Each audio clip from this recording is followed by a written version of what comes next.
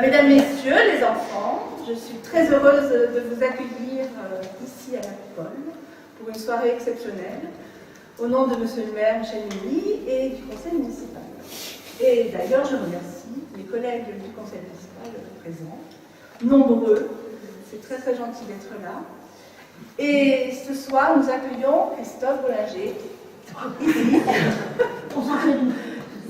créateur et éditeur de jeux de société et Baudouin. Voilà, merci de ta générosité, de tout le temps que tu nous as accordé, réunions, le temps de manger, le temps des enfants.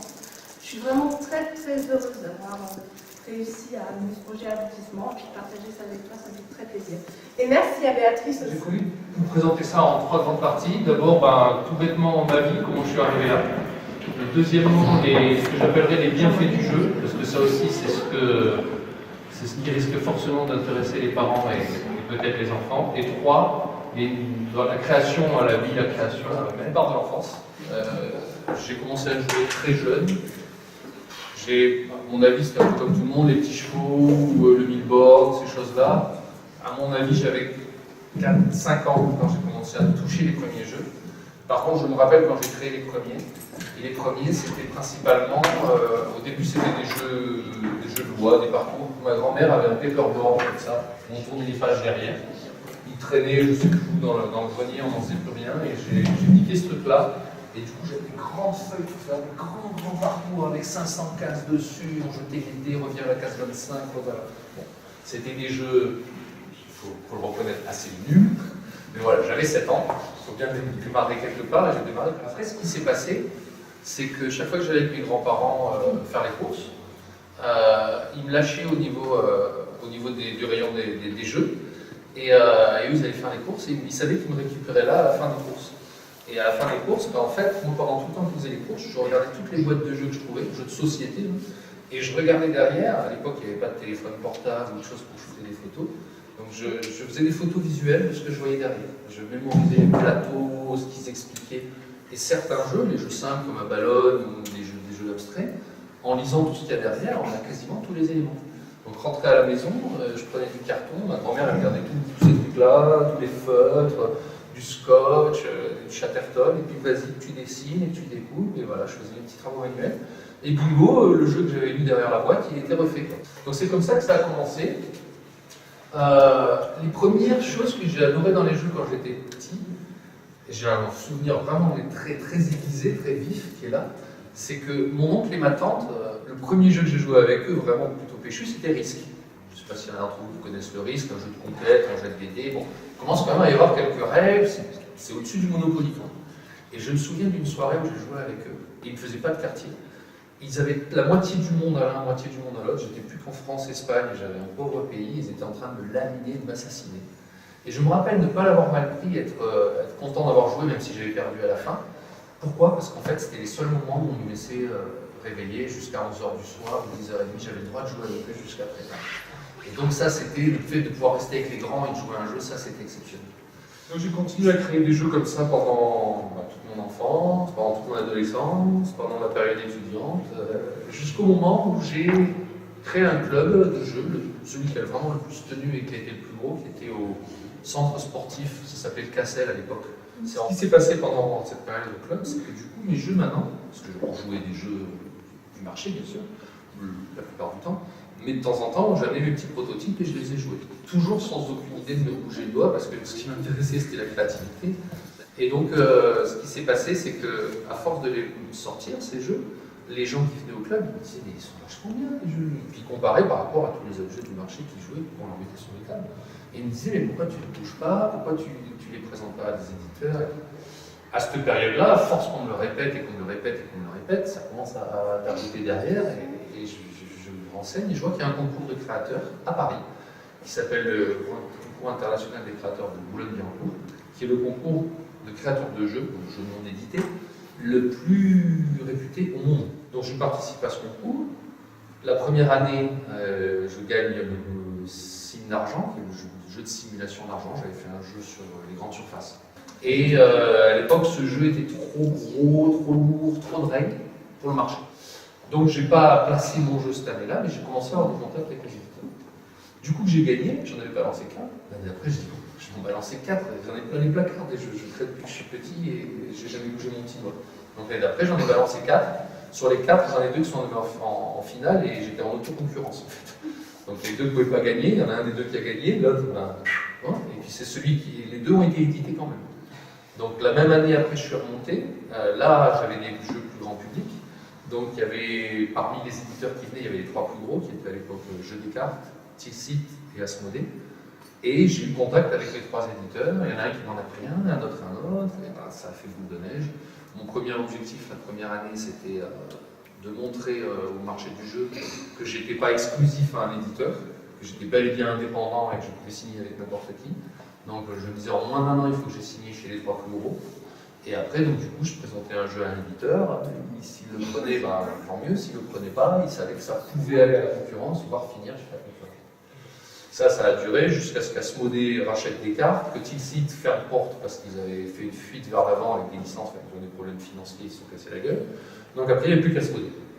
En France, en tout cas, plus que. Il y a d'autres petits éditeurs, mais en gros, il n'y a plus qu'Asmodée.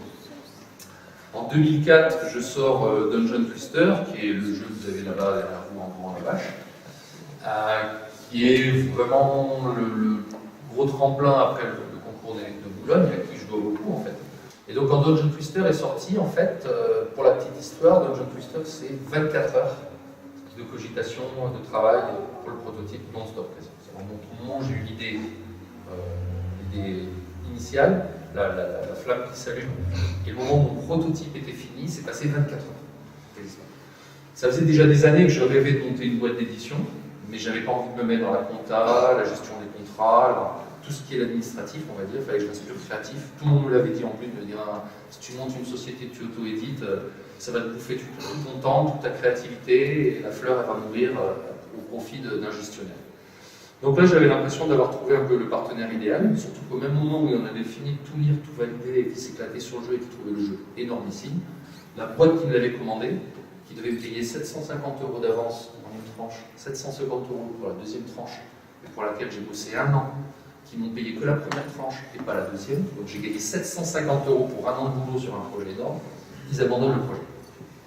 Et là, et Jean-Charles me dit, mais pourquoi ils abandonnent? Le jeu il est exceptionnel, il faut le faire. Et pendant une nuit, j'en ai pas dormi, une journée, j'ai passé des coups de fil de partout à des éditeurs qui passaient de recaser le jeu, et puis ils ne connaissaient pas, bien sûr, parce que c'était du top secret, j'avais bossé pour eux. Donc le jeu, je n'arrive pas à le sortir, et là, je me dis, mais pourquoi je ne monte pas une boîte et je le fais moi? Je change juste le nom, la thématique, parce que ça, c'était ça nous deux, et puis après, voilà, c'est mon jeu, je suis libre de tout. Et donc je demande à Jean-Charles, je dis, ben voilà, pourquoi on ne crée pas une société? Là, je lui jette le pavé dans la main, il ne s'attendait pas à ça. Il avait juste fait que relire des règles et jouer, quoi, en tant que simple joueur. Mais il était ici, donnait quelques cours de maths à droite à gauche, et il n'avait pas de boulot. Il n'en a pas dormi de la nuit, le lendemain matin, il m'appelle et il me dit, ouais, t'as raison, c'est une bonne idée, on se retrouve, on met tout à plat toutes les compétences qu'il faut. Donc là, on verra tout à l'heure. Et si dans ces compétences, on touche à tout ce qu'il y a besoin, banco, on y va. Et donc on a fait ça, et en 2009, Dicali, donc tout ce que vous voyez autour, c'est des jeux que j'ai créés en tant qu'auteur et qui ont été édités par Dicali, qui est une société plus basée à Vence, au siège, mais d'où la moitié se fait à Vence et l'autre moitié se fait en face de Dia, en bas ici, à la gauche. Voilà, donc ça c'était la dernière étape, la dernière marche de la carrière, c'est que maintenant, en fait, quand je crée des jeux, il y a 2 possibilités. Soit je peux les proposer à des éditeurs un peu partout à travers le monde, parmi les éditeurs que je connais, soit on peut les éditer nous avec notre société. Franchement, on a cru pendant longtemps que les jeux vidéo allaient bouffer le jeu de société. Il y a eu une période, alors les jeux de vidéo n'ont jamais fait régresser le jeu de société. Les ventes, ou les sorties, ou la créativité, ou tout ce qui sortait. Quel que soit Par contre, le jeu vidéo monté, on pensait que les gens allaient oublier le jeu de société et qu'à terme, il n'y aurait plus que des vidéo gamers. En fait, c'est faux. Dans des périodes de crise comme c'est depuis là 2-3 ans, le seul secteur qui continue à monter, c'est le jeu de société. Société, à le jeu actuel, alors genre, salade de fruits, il va coûter 15 €, vous faites jouer jusqu'à 6 personnes. Et vous faites jouer à vitam aeternam. Et s'il est bien équipé, vous allez y revenir, et revenir, et revenir. 6 personnes que vous amenez au cinéma pour une séance, faites les calculs. En période de crise, ces 16 € que vous avez mis sont capables au ski de vous faire jouer tous les soirs pendant 1 heure ou 2, 6 personnes à la fois. C'est le loisir le moins cher qui existe, ça développe. Donc dans les bienfaits du jeu, je crois que j'ai fait un peu le tour. On peut tout apprendre à travers le jeu, on peut s'ouvrir, on peut enrichir son esprit. Et quand on vieillit, il ne faut pas tourner la page, parce qu'à la fin, vous allez quand même, à mon avis, éviter Alzheimer. Pour vous donner un des exemples, à ce jour, il n'y a pas beaucoup d'auteurs de jeux qui sont morts. Bon, il y a des gars de Monopoly, mais lui, il a chouré à quelqu'un d'autre, et il l'a refoulé. Voilà.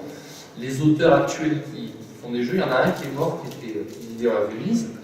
Et jusqu'au jour de sa mort, il y avait encore des jeux qui sortent en édition. Ça veut dire on prend un prototype, donc soit d'un auteur lambda qui l'a fait de son côté et qui vous l'a proposé, soit dans mon cas un jeu que j'aurais créé moi et qu'on auto-édite au sein de la société.